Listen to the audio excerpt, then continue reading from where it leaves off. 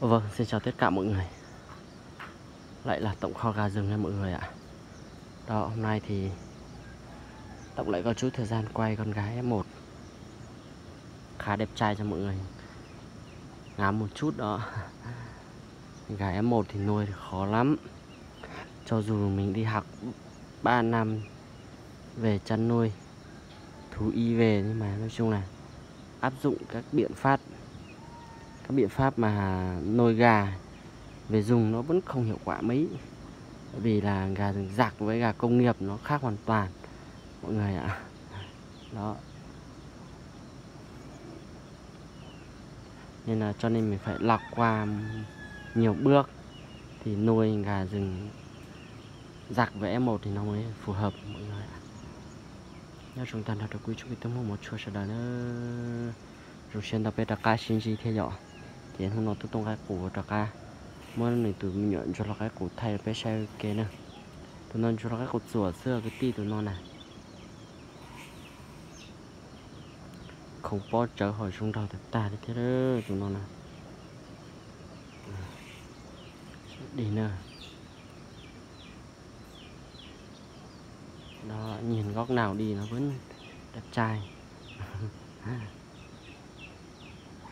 Con này rất thuần nhá mọi người. Gà thì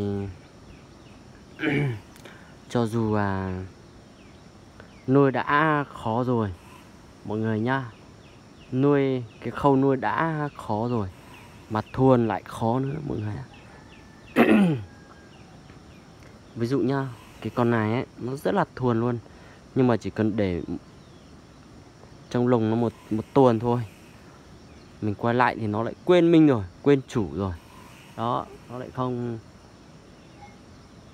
cho mình sờ, mình cầm thoải mái rồi mọi người ạ.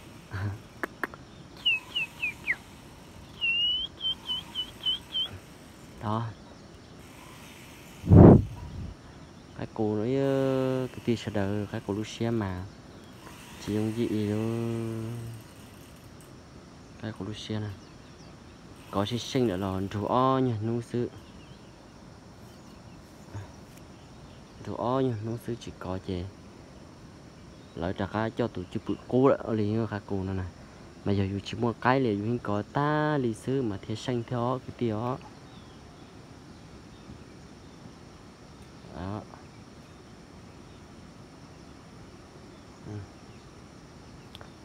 Mọi người nhớ đăng ký kênh cũng như bấm chuông để đón xem các gà rừng F1 và F2 mới nhất nhé mọi người ạ.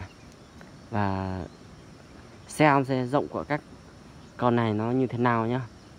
Bố của con này thì rộng thì nói chung là cũng hơi đỉnh rồi mọi người ạ. Đó, hơi đỉnh rồi. Nhiều con muối gà thế nhỉ. Đó. Tí mình sẽ lấy thuốc bôi vào.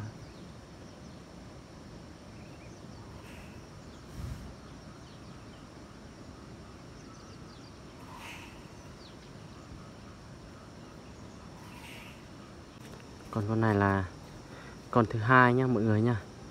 Con thứ hai mà cùng lứa với cái con mà vừa nãy mình đã quay trước cho mọi người xem nhá. Nhưng mà con này nó nhát hơn một tí mọi người ạ. Đó, dù màng dục rất đẹp nhưng mà con này nó nhát hơn một tí nha. Đó. Quay sang bên này cho nó đủ ánh sáng hơn một tí đi. Đấy mọi người ạ. Con này giống nhau luôn nha. Nhưng mà con này nhìn nó lông lá nó sáng hơn một tí. Đó, ví dụ như màu nó đậm một chút so với con kia. Đó.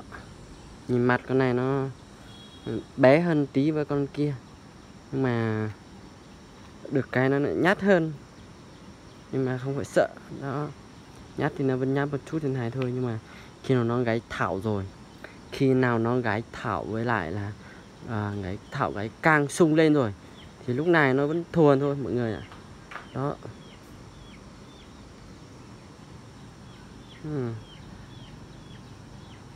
Khá đẹp trai đó. Không xem kỹ thì cứ tưởng một con. Không phải đâu nha.